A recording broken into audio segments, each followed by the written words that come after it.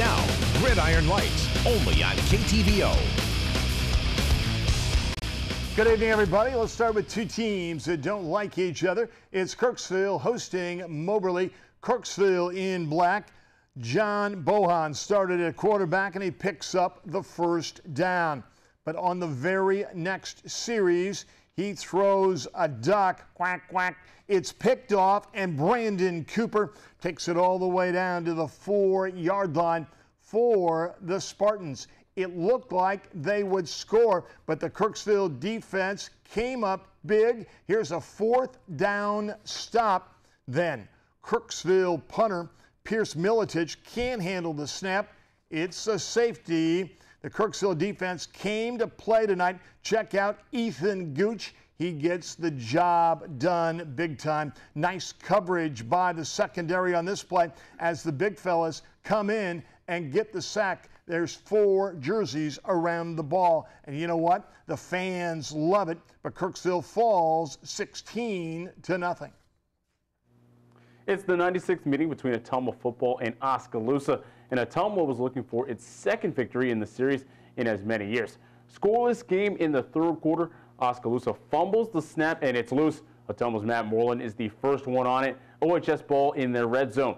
With the end zone near, the ball is handed to Isaiah Cox, and he rolls out right and actually leaps over a defender and finds the end zone. PAT is missed, so it's 6-0 OHS. Ottumwa forced a punt by Oskaloosa, and Sam Moreland handles the high snap and gives it to Cox again. He carries several Indians defenders before being taken down. And if it isn't broke, why fix it? Cox again with the handoff, and he cuts back right and gets a Bulldogs first down. The Bulldogs still on the move. Sam Moreland drops back to pass, and he finds Bradley Bramschreiber for his first catch of the year. Ottumwa saved all of its scoring for late. Bulldogs improved to 2-0 with a 20-0 victory. Undefeated Brookfield hosted its arch rival, the Marceline Tigers, tonight in the annual Bell game. Brookfield has won game the past 5 years, but could they make it 6? Not a great start for the home team. Opening kickoff, Marceline kicks off to Taylor Wallace. He fumbles the pigskin, and Dwayne Avila of Marceline scoops it up and scores to give the Tigers a 7-0 lead. But later in the quarter, Marceline on their own 1, and Dwayne Avila gets dropped in the end zone. Brookfield gets 2 points for the safety. Marceline still leads it 7-2. Second quarter, Tigers on the doorstep. Jared Best grabs the pitch, cuts it back inside, and gets the touchdown for Marceline. They lead 14-2.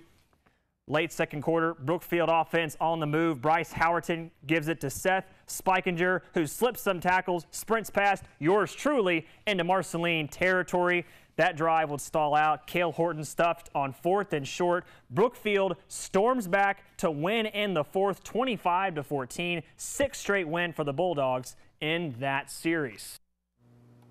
Fairfield traveled out to 2nd-ranked Albia. Both teams entered the game after winning its first game by at least 3 touchdowns. Tonight was the first home game as well for Albia. The Blue Demons were off to a strong start as Blake Bear hands the ball off to Carter Isley up the middle for the first down. Bear then hands it to Isley again, and this time he scurries up the middle for a bigger gain and the touchdown. It's 7-0 Blue Demons after the PAT. Now Fairfield with the ball. Cam Bowman passes out to Alex Crowell. He gets taken down in the flat, and the Trojans have to punt. Albia with the ball back in their hands. Blake Bear with a QB keeper, and he goes all the way to the outside and sneaks into the end zone. 14-0 Albia. Blue Demons with the ball again. Bear rolls out to pass, but decides to keep it. He drops the lumber on the edge of the sideline with a big hit there and a big gain. At halftime, Albia led 35-0, and final, the score of that one is 42-8 Albia. Scotland County was looking to get back on the winning track as they hosted West Hancock. West Hancock in white. Chase Dooley and John Swanson play a little pitch and catch. It's good for 6 points. Scotland County's Griffin Crookman would fumble the ball. The visitors would get it back. One of those nights for the Tigers. A couple of plays later, Dooley would find the end zone. They made it look easy. You know what? Here is why you practice the tip drill. Ryan Slaughter gets the interception for Scotland County, but West Hancock gets the win 58-6. The third-ranked Pekin Panthers hosted the Keota Cobras in the 2015 Backyard Brawl. It's the home opener for the Panthers as well in this one. Opening drive for Pekin, Trevor Northup drops back to pass, and his pass is deflected, but Ryan Swanson sticks with the play, and he sees the end zone, but is stopped in Cobras territory at the 31. Later in the drive, Northup with a short toss to Chase Copeland, and he wraps around the edge, swatting away defenders for 6. A failed 2-point try, and it's 6-0. With the ensuing kickoff, Pekin goes for the onside kick, but a late hop drops into Cigna Keota's Jacob Wickenkamp's hands. The Cobras end up with good field position at Pekin's 39. First play of that drive, a direct snap to Peyton Crawford, and he breaks all the tackles. He shakes off 5 Panthers defenders before being taken down for a 14-yard gain. 5 plays later on this one, another direct snap to Crawford. This time, he goes completely untouched all the way to the end zone. The Cobras complete a 2-point try and takes a 8-6 lead. Still first quarter action, Sigourney would force a punt and then be driving again.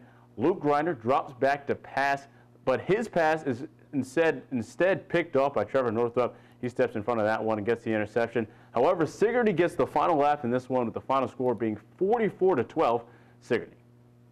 Now let's check out the football scoreboard, sponsored by ScoreStream.